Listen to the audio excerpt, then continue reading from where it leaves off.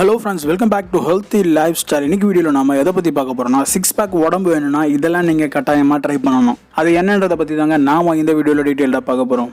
மனுஷனுக்கு உடம்புல இருக்கக்கூடிய பிரச்சனைகளில் ஒன்று தாங்க உடல் பருமன். சரியான அளவு கொண்ட உடல் அமைப்பை பெறத்துக்கான பல வழிகள் இருக்குது. அப்படி உடலை ஒரு கட்டமைப்பு கொண்டு வரத்துக்கு நாம் என்ன தாங்க பண்ணுறது? அதுலேயும் ஆண்கள் 6 பேக் சொல்லக்கூடிய அந்த வயிற்றை பெறத்துக்காக நிறைய விஷயங்களை ஃபாலோ பண்ணுறாங்க. அதெல்லாம் என்ன, எப்படி பண்ணணும் அப்படின்றத பற்றி இப்போ ரொம்ப டீட்டெயிலாக பார்க்கலாம். முதலாவது கொழுப்பை குறைக்கணும். வீங்கின மாதிரி இருக்கக்கூடிய வயிறு தொப்பையாக மாறுறதுக்கு முன்னாடி அதை நாம் எப்படி குறைக்கணும் அப்படின்றத கட்டாயமாக தெரிஞ்சுக்கணும். அதுக்கான ஒரு சில விஷயங்களை நாம் கட்டாயமாக ஃபாலோ பண்ணணும். முதலாவது கார்டியோ ஒர்க் அவுட் பயிற்சிகளை மேற்கொள்றதை தவிர உடல்ல இருக்கக்கூடிய கொழுப்பு குறைக்கிறதுக்கு வேற வழி இல்லைன்னு கூட சொல்லலாம். உயர்ந்த இதய துடிப்பு, அதுக்கப்புறம் வேர்வை உடம்பு விட்டு வெளியேறதால கொழுப்பு திசுக்களை நாம சிதைக்க முடியும். இது செல்லுலைட்ன்ற தோல்ல தேங்கி இருக்கக்கூடிய கொழுப்பு வேகமா சிதைக்க உதவுது. இதுக்காக சைக்கிளிங் போறது, ரன்னிங் போறது, ஸ்விம்மிங் பண்றது, டான்ஸ் பண்றது, இதெல்லாம் ஒரு சில கிலோகிராம் வரைக்கும் நம்ம உடல் எடையை குறைக்க கார்டியோ ஒர்க் அவுட் ரொம்ப யூஸ்ஃபுல்லா இருக்கும். அடுத்ததா குறைஞ்ச அளவு சாப்பாடு. எடையை குறைக்கிறதுக்கு வளசதை மாற்ற விகிதத்தை அதிகமா வச்சிருக்கிறது ரொம்ப முக்கிய பங்கு வகிக்கும். அதுலயும் செய்யக்கூடிய உடற்பயிற்சிக்கு அப்புறமா அதிகப்படியான வளசதை மாற்றமானது கொழுப்பை எரிக்க உதவும். அதிக வளசதை மாற்ற விதத்தை அடையறதுக்கு ஒருத்தர் அளவான உணவு போதுமான இடைவெளியில சாப்பிடணும்.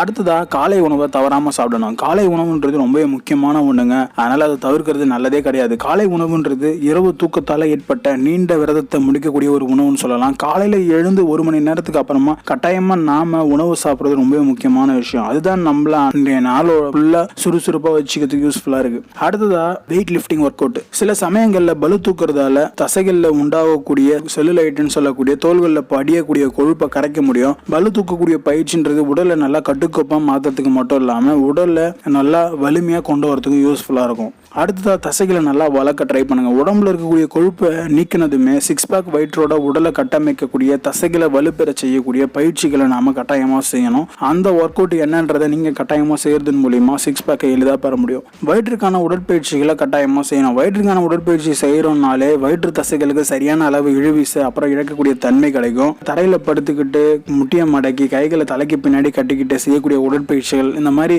ஆப்ஸ் ஒர்க் அவுட்டை நிறைய நீங்க செய்யணும். அதனால நல்ல உடற்பயிற்சிகளா பார்த்து செய்யுங்க. இதெல்லாம் உங்களோட உடம்பை நல்லா கட்டுக்கோப்பாவும் 6 பேக் வர வைக்கிறதுக்கும் ரொம்ப யூஸ்ஃபுல்லா இருக்கும் தான் நான் சொல்லுவேன். இந்த வீடியோல நாம பார்த்த விஷயங்கள் உங்களுக்கு ரொம்ப யூஸ்ஃபுல்லா இருக்கும் நம்புறேன். இந்த வீடியோ உங்களுக்கு பிடிச்சிருந்தா கீழே இருக்கக்கூடிய ரெட் கலர் சப்ஸ்கிரைப் பட்டனை பிரஸ் பண்ணி சப்ஸ்கிரைப் பண்ணிக்கோங்க. கூடவே பக்கத்தில் இருக்கக்கூடிய பெல் பட்டனை கிளிக் பண்ணிக்கோங்க. இது மூலமா நான் போடக்கூடிய வீடியோஸ் உங்களுக்கு ரெகுலரா நோட்டிஃபிகேஷனா வந்துகிட்டே இருக்கும். நன்றி, வணக்கம். மீண்டும் அடுத்த வீடியோவில் சந்திப்போம்.